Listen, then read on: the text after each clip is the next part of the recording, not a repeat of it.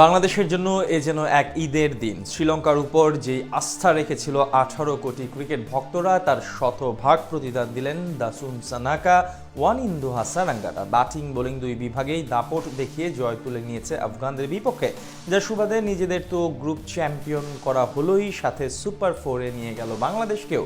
বিপরীতে লজ্জার মুখ লুকানোর অবস্থা রাশিদ খানদের। তাদের বিপক্ষে শ্রীলঙ্কার এমন দাপুটে জয় নিয়ে বাকিটা জানবো রিপোর্ট। বিপদই তো বন্ধুর পরিচয়, সেই বন্ধুর বাঁধন যেন আরো বেশি অটুট করলো শ্রীলঙ্কা। বাংলাদেশের আস্থার প্রতিদান বেশ ভালোভাবে দিল এশিয়ান লায়ন্সরা। আবুধাবির জায়েন্ট স্টেডিয়ামে এদিন লড়াইটা দুই দলের হলো। নজর ছিল মোট তিন দেশের। 18 কোটি টাইগার ক্রিকেট ভক্তদের বিশেষ সমর্থন নিয়ে আজ মাঠে নামে শ্রীলঙ্কা। যদিও টস ভাগ্যটা গিয়েছিল আফগানদের পক্ষে, সেখানে জিতে আগে ব্যাট করতে নামে রাশিদ খান বাহিনী। ওপেনিং এ নেমে শুরু থেকে আক্রমণাত্মক খেলার চেষ্টায় ছিল আফগান ব্যাটাররা। প্রথম ওভারে আসে মোট 8 রান। দ্বিতীয় ওভারে দুষ্মান্তা চামিরার উপর চড়াও হন গোরবাজ। প্রথম দুই ওভারে আসে 26 রান।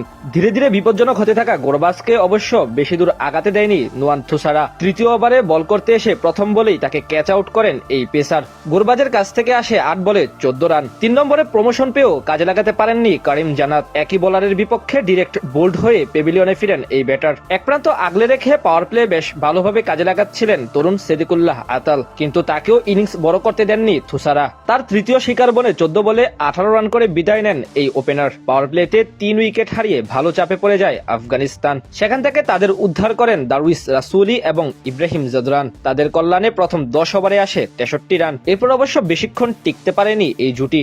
রাসুলিকে আউট করে ব্রেক থ্রো এনে দেন দুষ্মান্তা চামিরা। গুরুত্বপূর্ণ সময়ে দলের হাল ধরতে পারেননি আজমতুল্লাহ ওমরজাই। তার কাছ থেকে আসে মাত্র 6 রান, আর ইব্রাহিম করেন 27 বলে 24 রান। তবে ডেথ ওভারে ব্যাট হাতে ঝড় তোলেন মোহাম্মদ নাবি এবং রাশিদ খান। দুজনের তাণ্ডবে লড়াইয়ে ফিরে আফগানিস্তান। 23 বলে 24 রান করে থুসারার চতুর্থ শিকার বনে রাশিদ খান বিদায় নিলেও 20তম ওভারে দুনিত বেল্লালাগেকে 5টি ছক্কা মারেন নাবি। তার মাত্র 22 বলে 60 রানের ইনিংসে ভর করে 169 রানের পুঁজি পায় আফগানিস্তান।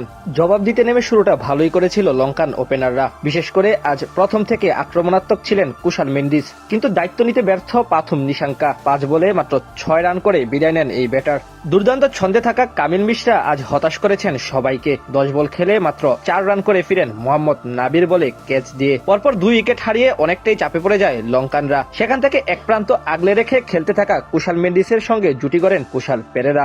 দুজন মিলে পাওয়ার প্লেতে আর কোনো উইকেট হারাতে দেননি, সাথে স্কোরবোর্ডে জমা করেন 53 রান। এরপর ধীরে ধীরে হাত খুলতে থাকেন তারা, যে জুটি নতুন করে স্বপ্ন দেখাতে থাকে বাংলাদেশের ক্রিকেট প্রেমীদের। শেষ 10 ওভারে লঙ্কানদের জয়ের জন্য দরকার ছিল 88 রান। সেখান থেকে 20 বলে 28 রান করে কুশাল পেরেরা বিদায় নিলে নতুন করে লঙ্কানদের জন্য জুটি গড়েন কুশাল মেন্ডিস এবং চারিত আশালাঙ্কা। তাদের দৃঢ়তায় বেশ ভালোভাবে আগাতে থাকে দলের রানের চাকা। মাঝে আশালাঙ্কা 17 রান করে আউট হন নূর আহমেদের বলে, তবে অর্ধশতক তুলে নেন মেন্ডিস। তার সঙ্গে যুক্ত হয়ে আগ্রাসী ব্যাট করতে থাকেন কামিন্দু মেন্ডিস, আর এরপরেই ম্যাচ জিতে নেয় শ্রীলঙ্কা।